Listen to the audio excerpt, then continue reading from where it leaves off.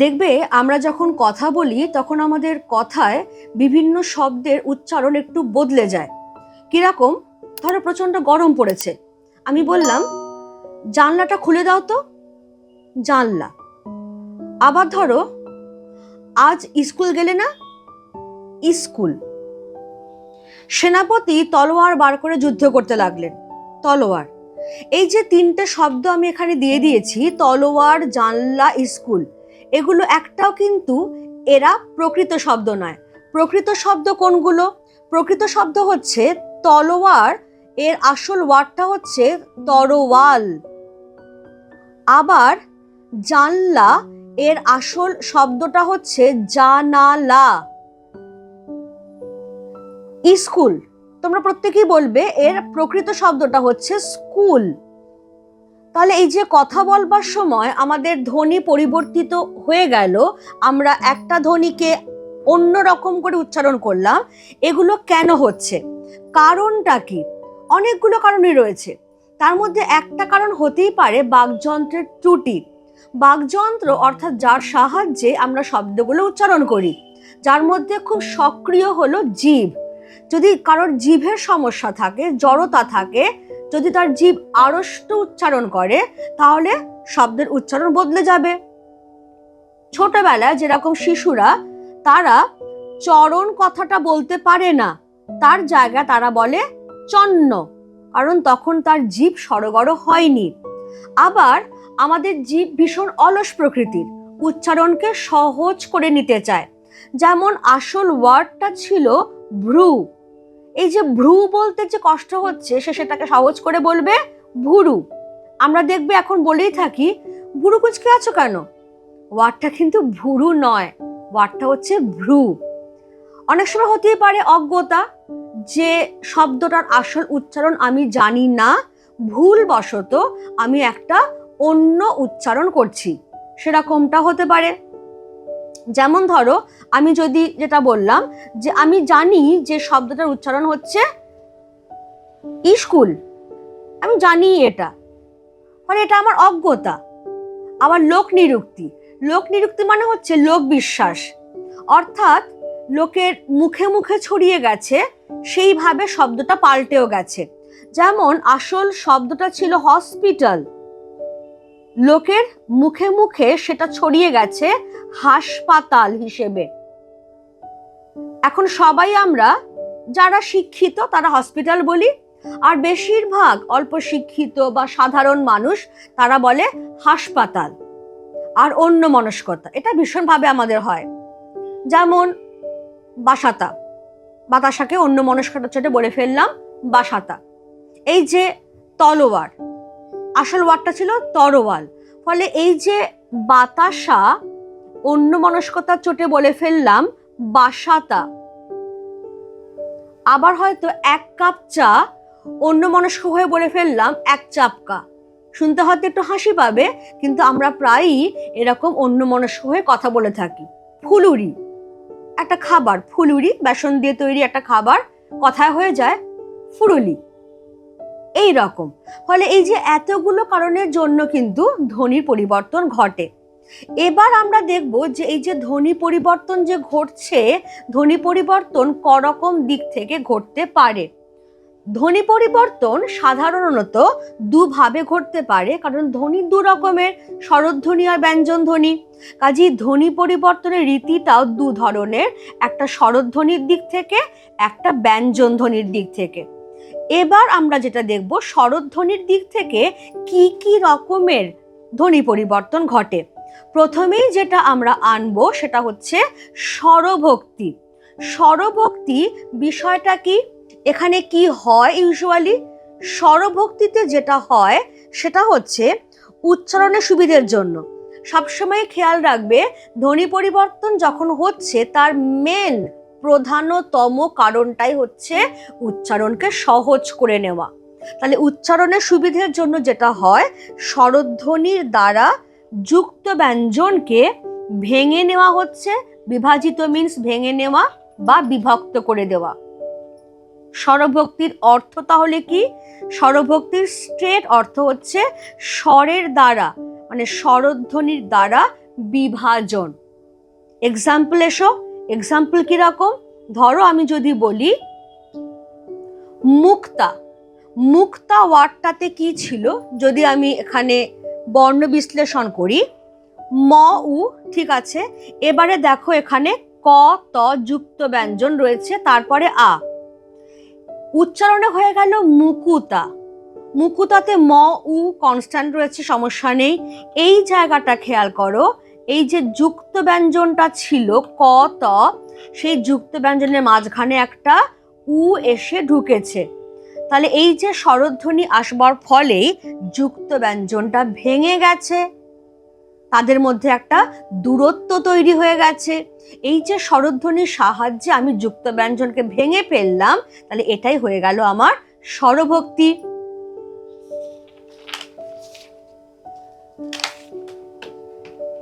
এবার স্বরভক্তি কোন কোন ধ্বনি দিয়ে হতে পারে?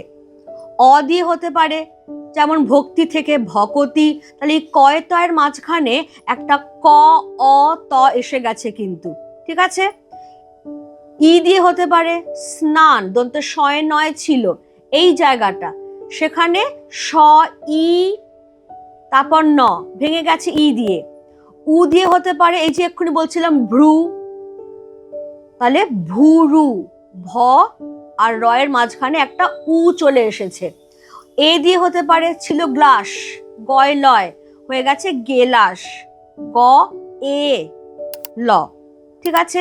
ও দিয়ে হতে পারে শ্লোক, হয়ে গেল শোলক, তাহলে শয় লয়ের মাঝখানে স ও তারপরে লটা আসছে কিন্তু। এই যে প্রত্যেকটা ক্ষেত্রে আমরা দেখছি যুক্ত ব্যঞ্জনের মাঝখানে স্বরধ্বনি এসে যুক্ত ব্যঞ্জনটাকে ভেঙে দিচ্ছে, বিভাজিত করছে, তাই এর নাম স্বরভক্তি। এবার স্বরভক্তির অন্য নাম কি? স্বরভক্তির অন্য দুটো নাম আছে, একটা হলো বিপ্রকর্ষ, যার মানে হচ্ছে ব্যবধান।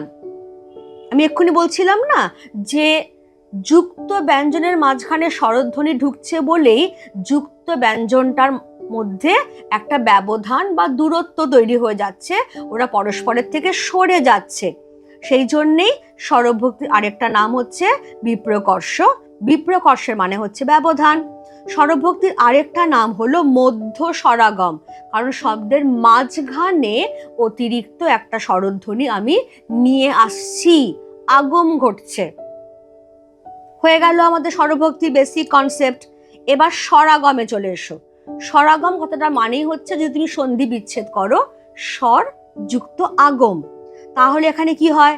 শব্দের গোড়াতে, শব্দের আদিতে বা শব্দের মাঝখানে বা শব্দের শেষে একটা অতিরিক্ত স্বরধ্বনি চলে আসে। তাহলে তিন রকম হতে পারে, যেহেতু শব্দের তিনটে অংশ, তাই আদি স্বরাগম, যেখানে শব্দের গোড়াতে ধর একটা যুক্ত ব্যঞ্জন রয়েছে, আমার জিভ উচ্চারণটাকে সহজ করতে চায়, তাই সেই যুক্ত ব্যঞ্জনের আগে সে একটা স্বরধ্বনি নিয়ে এলো। ছিল স্পর্ধা, হয়ে গেল আস্পর্ধা। তোমার এত বড় আস্পর্ধা! দেখো আমরা কিন্তু অনেকেই জানি না যে আসল ওয়ার্ডটা আস্পর্ধা নয়, আসল ওয়ার্ডটা স্পর্ধা। বলতে বলতে এমনই হয়ে গেছে যে আমরা ধরেই নিয়েছি আসল ওয়ার্ডটাই হচ্ছে আস্পর্ধা। এবার হচ্ছে মধ্য স্বরাগম, শব্দের মাঝখানে স্বরধ্বনি নিয়ে আসা, অর্থাৎ কিনা স্বরভক্তি। এই যে স্বপ্ন ছিল, পয় নয়, এটাই ভেঙে গেছে, হয়ে গেছে স্বপন, অর্থাৎ প অ ন, কেমন মাঝখানে এসেছে, তাই মধ্য স্বরাগম। আবার শব্দের শেষে যদি যুক্ত ব্যঞ্জন থাকে, সেই যুক্ত ব্যঞ্জন উচ্চারণ আমরা করতে পারি না, তারপরে একটা স্বরধ্বনি এনে উচ্চারণটাকে আমরা সহজ করি। যেমন ওয়ার্ডটা ছিল বেঞ্চ, আমি হসন্ত দিয়ে এন্ডিং দেখিয়ে দিয়েছি, বেঞ্চ। আমরা বলি কি বেঞ্চি, বেঞ্চিটাকে সরাও না একটু, তাহলে এই যে বেঞ্চি, এখানে ইয় চয়ের পরে কিন্তু একটা রস্বই এসে ঢুকেছে, তাহলে শব্দের শেষে একটা স্বরধ্বনির আগম ঘটল। স্বরাগমের ঠিক বিপরীত প্রক্রিয়াটাই হচ্ছে স্বরলোপ। এখানেও সেই একই ব্যাপার, শব্দের শুরুতে বা মাঝখানে বা শেষে স্বরধ্বনি লোপ পাবে। কেন লোপ পাবে? এখানেও সেই একই ব্যাপার, উচ্চারণের সুবিধের জন্য। বললাম না আমাদের জিভটা বেসিক্যালি ভীষণ অলস, একদম খাটতে চায় না। সেই জন্যেই উচ্চারণটাকে ও সহজ করে নেবার জন্য কখনো স্বরধ্বনি আনছে, কখনো স্বরধ্বনিকে হটিয়ে দিচ্ছে, কখনো যুক্ত ব্যঞ্জনের মাঝখানে স্বরধ্বনি নিয়ে আসছে, মানে যা পারছে তাই করছে। তাহলে এই যে স্বরধ্বনির লোপ পাচ্ছে, শব্দের শুরুতে হতে পারে বা মাঝখানে হতে পারে বা শেষে হতে পারে। তাহলে স্বরলোপের তিনটে ভাগ। প্রথমটা হচ্ছে আদি স্বরলোপ, বুঝতেই পারছো শব্দের গোড়াতে স্বরধ্বনি লোপ পাবে। কিরকম? আসল ওয়ার্ডটা ছিল অলাবু, তার থেকে হয়ে গেল অলাউ, বটা লোপ পেয়ে গেল। এবার যেহেতু এইটার ওপরে স্ট্রেস পড়ছে বেশি, এই আকারটার ওপরে, সেজন্য শব্দের আদিতে থাকা অটা লোপ পেয়ে গেল। অলাবু থেকে হয়ে যাচ্ছে লাউ, আছিল থেকে হয়ে যাচ্ছে ছিল। এবার শব্দের মাঝখানে থাকা স্বরধ্বনিও লোপ পেতে পারে।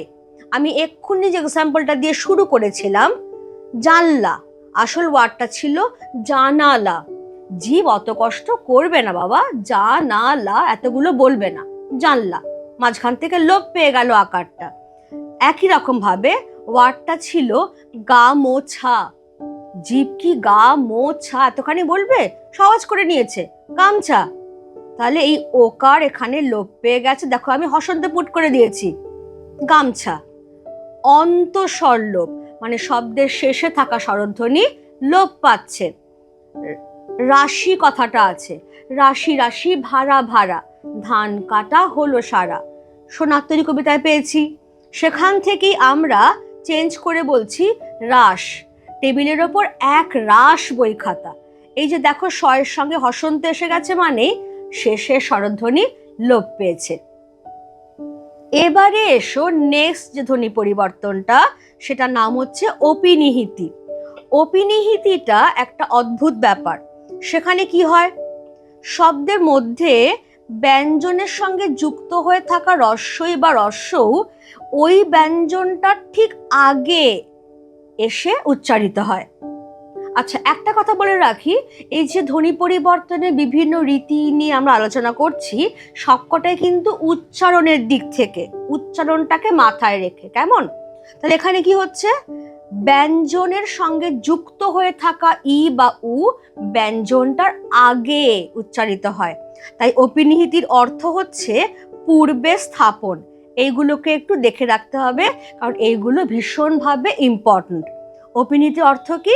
পূর্বে স্থাপন, আগে বসানো। কিরকম? এক্সাম্পল চলে এসো।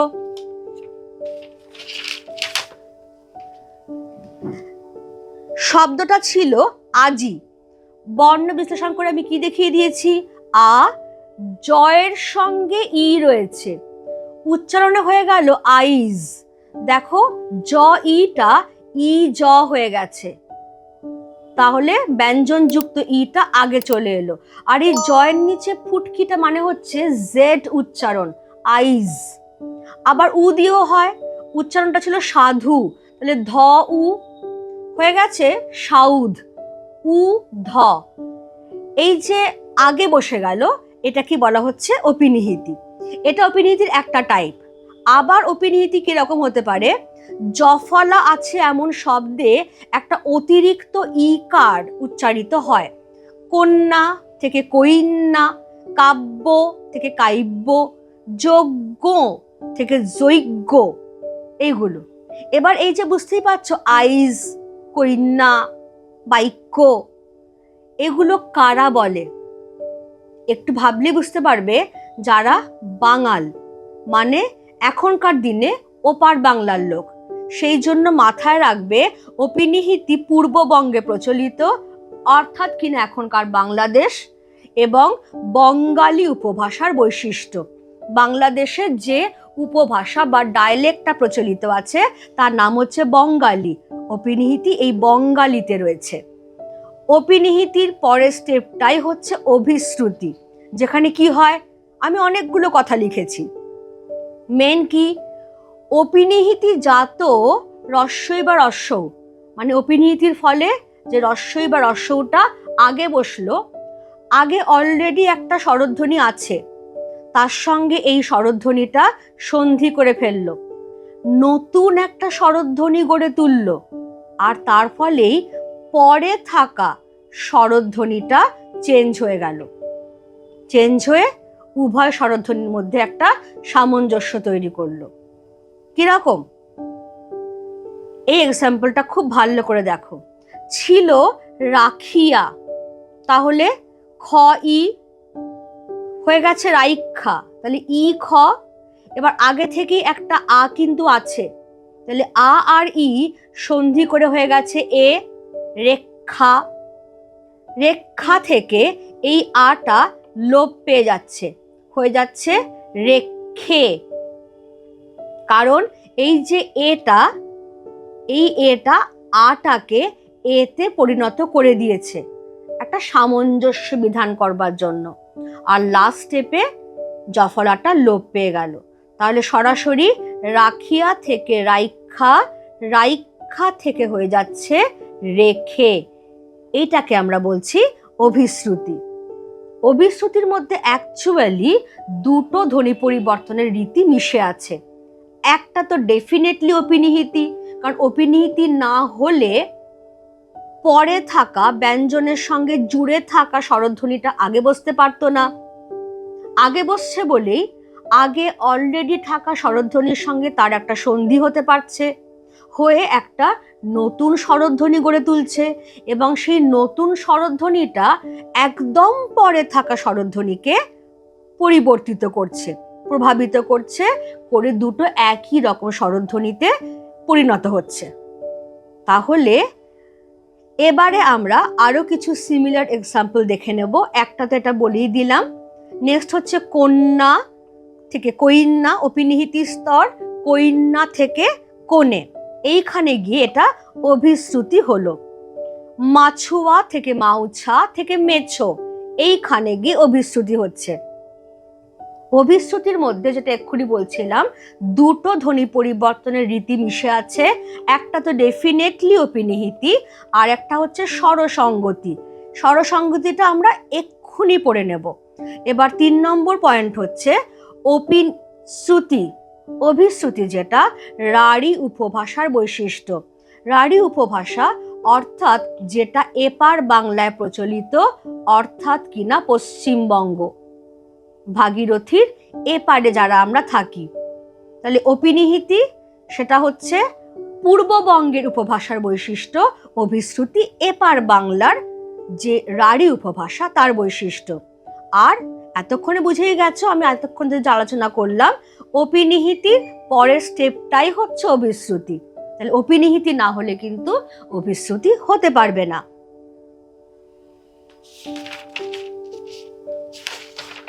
এবারে এসো স্বরসঙ্গতিতে। যেটা আমি বলছিলাম যে অভিশ্রুতির মধ্যে দুটো ধ্বনি পরিবর্তন মিশে আছে। First অপিনিহিতি, number 2 স্বরসঙ্গতি। অপিনিহিতিটা আমরা পড়ে এসেছি। স্বরসঙ্গতিটা কি? স্বরসঙ্গতি হচ্ছে যদি শব্দের মধ্যে উচ্চারণের দিক থেকে নানা রকম স্বরধ্বনি থাকে, সেই স্বরধ্বনিগুলোকে জিভ কি করবে, উচ্চারণের দিক থেকে একই রকম বা কাছাকাছি স্বরধ্বনিতে পরিণত করে উভয়ের মধ্যে একটা সঙ্গতি বা সামঞ্জস্য বিধান করবে। কারণ এই যে বললাম জিভটা বড্ড অলস। এবার স্বরসঙ্গতির অর্থ কি তাহলে? স্বরের মধ্যে সামঞ্জস্য বিধান।